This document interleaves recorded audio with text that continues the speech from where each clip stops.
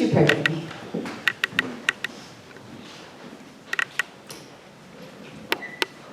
Holy One, on this most special of nights, may our hearts open wide to receive the gifts of love and hope, joy and light, that we might for a moment let go of all of the things that weigh us down and see a way forward. May the words of my mouth, the meditations of each of our hearts, be filled with your wisdom and your insight. Amen. I'd like to start this message with the same quote that I read at the beginning of the service, because I really, really like it. It was written by Etty Hillesum. And if you don't know who she was, she died in Auschwitz in 1943 at the age of 29.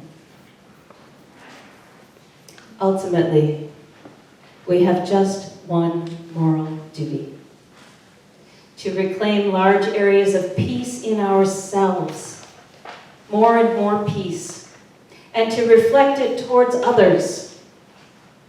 And the more peace there is in us, the more peace there will also be in our troubled world.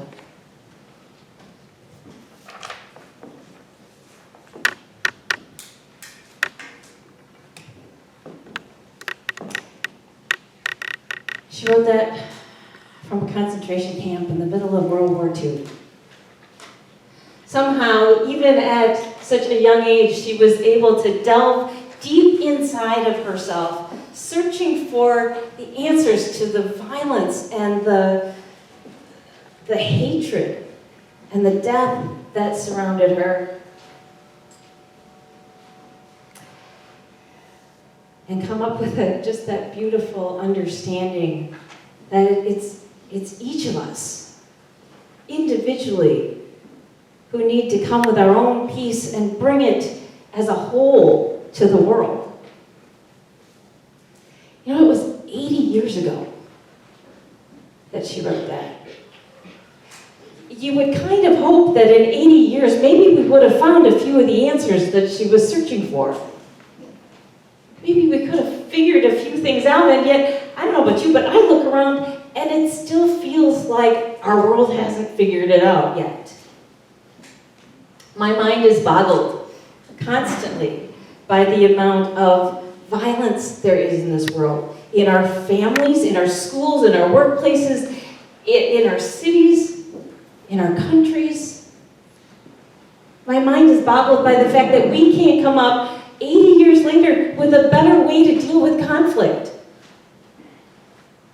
I'm dumbfounded by the fact that we can't seem to understand that every single person, regardless of race, color, creed, ethnicity, sexual orientation, you name it, is a sacred human being who just wants what everybody else wants, which is to be loved and to love, to live in peace.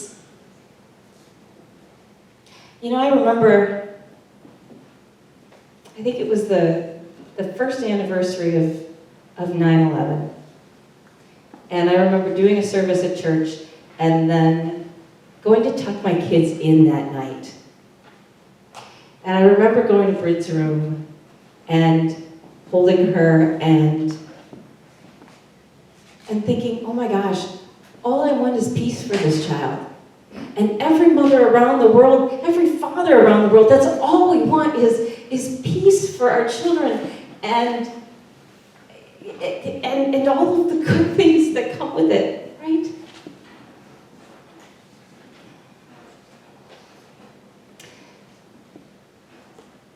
Despite the fact that there is still all of this violence and hatred and anger and greed and misplaced power in our world, somehow tonight, somehow every Christmas Eve, I always find hope. always, without fail, Christmas Eve arrives with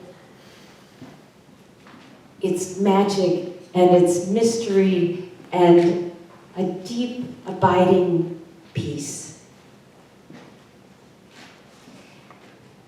And maybe it's because so many people around the world tonight have been praying and singing and lighting candles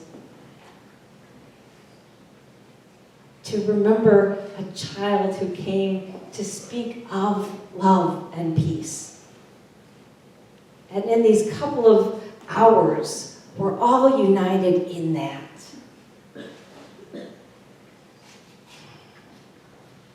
Somehow, this night is always filled with hope and grace and gratitude.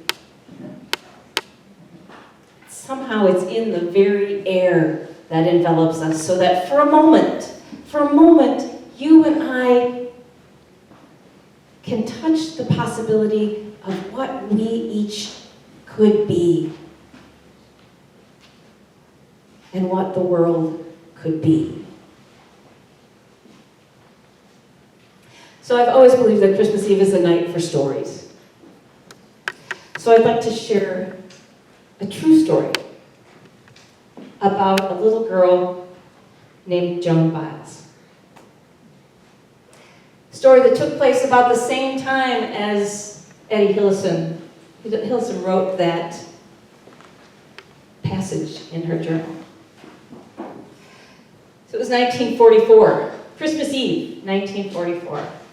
And the war had been going strong for about 3 years. This took place in a little tiny town of Kamek, Georgia. A town of about 350 people at its peak. And then so many of the young men and young fathers were taken off to the war that their numbers declined.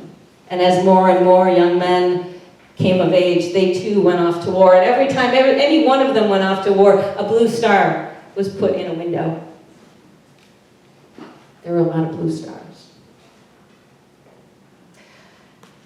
So even with this shadow of World War II hanging over the town, they were still excited for Christmas Eve, for their Christmas Eve service, where they all came together for one service. It was probably the one time the Baptists and the Methodists actually decided to get along for the day, right? And they planned a service under the train depot shed, the one place that could hold all of them. And everybody got involved. The mayor and the council, they got the tree and they got the manger, and all of the grade school classes helped decorate the tree, and they all prepared a song or a poem to recite. Everybody was part of it, and everyone was excited. Little Joan Biles was 6 years old at the time, and she had the best part of all. Dressed in her new red dress that her grandma made her, with her new shoes that her mom saved all of her ration stamps to get. She was dressed to the nines and ready to read the Christmas story out of the Bible that she had memorized. She got to get up on the biggest mail cart there was, right up alongside the Holy Family, who were up there with Mary and Joseph and the baby in the manger. And she got to read. Well, it was about noon on Christmas Eve when word suddenly came through town that at about 7 o'clock, which was the time the service was planned, there was going to be a train pulling into the train station that held wounded German prisoners of war.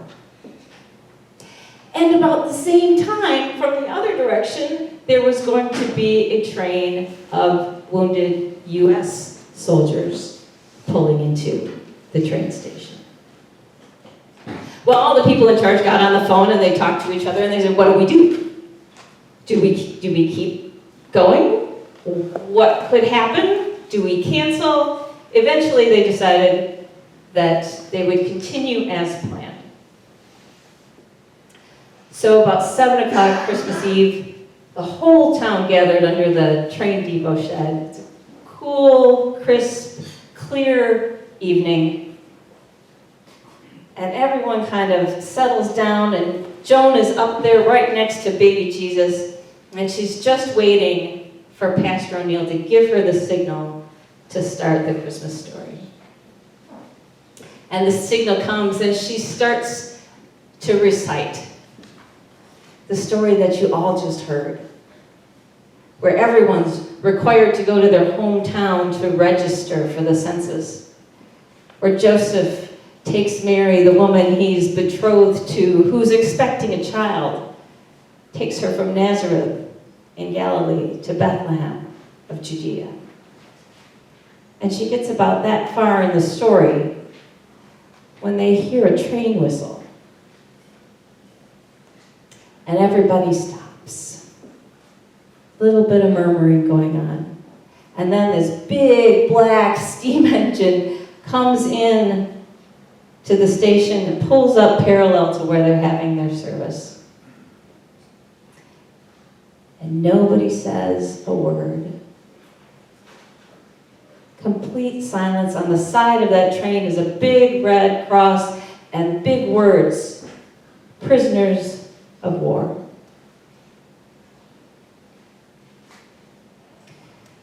The windows are open.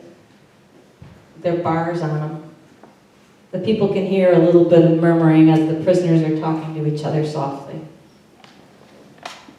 And then it seems like within a breath or two, they hear another train whistle coming from the opposite direction.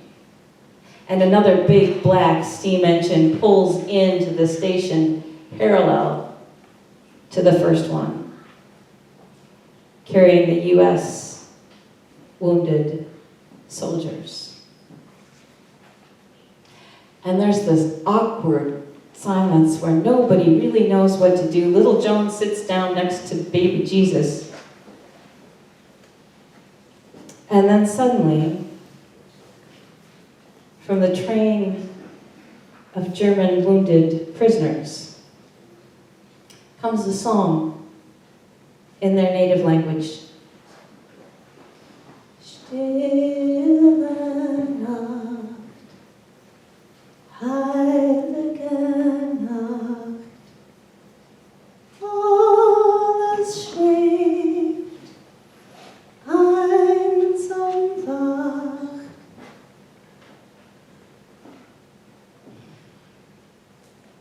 And everyone at that moment sort of felt that hope for peace that transcended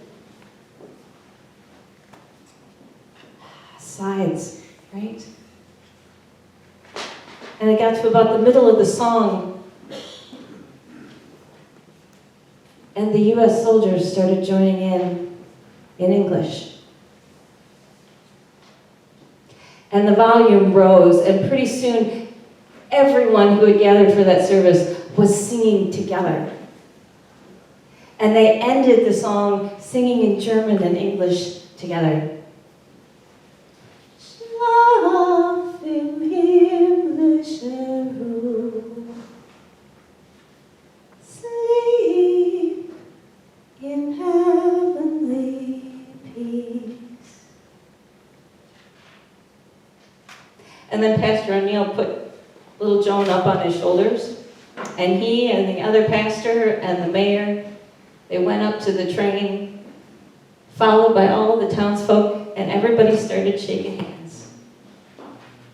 Warmly, going from one train to the other, and wishing everyone a Merry Christmas in English and in German. And then the trains pulled out of the station after filling up with the water they needed. And the townsfolk kind of got themselves back in order. And Pastor O'Neill signaled to little Joan to finish her reading. As she did, everybody in that station heard the words of that story so much differently.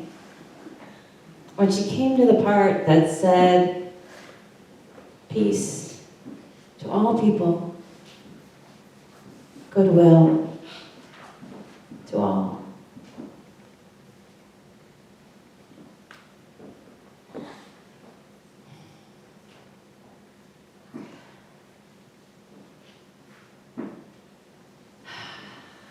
The world quite hasn't gotten Christmas peace down pat, so that we can carry it on past this one night.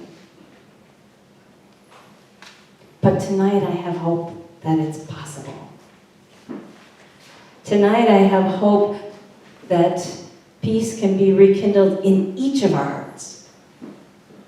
And we can carry that as a light out into the world, out into a really broken, hurting, desperate world. Amen.